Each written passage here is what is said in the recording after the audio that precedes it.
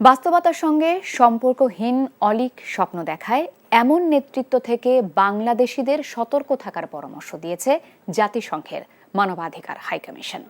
বাংলাদেশের অন্তর্বর্তীকালীন সরকারকে মানবাধিকার ও প্রশাসনের সংস্কার সহ নানা বিষয়ে সহযোগিতা করছে জাতিসংঘ। তবে একটি টেকসই গণতান্ত্রিক ও জবাবদিহিমূলক ব্যবস্থার জন্য ভোটারদের সচেতন হবার পরামর্শ দেওয়া হয়েছে। বাস্তবতার সঙ্গে সম্পর্কহীন অলীক স্বপ্ন দেখায় এমন নেতৃত্ব থেকে সতর্ক থাকারও পরামর্শ দিয়েছে কমিশন।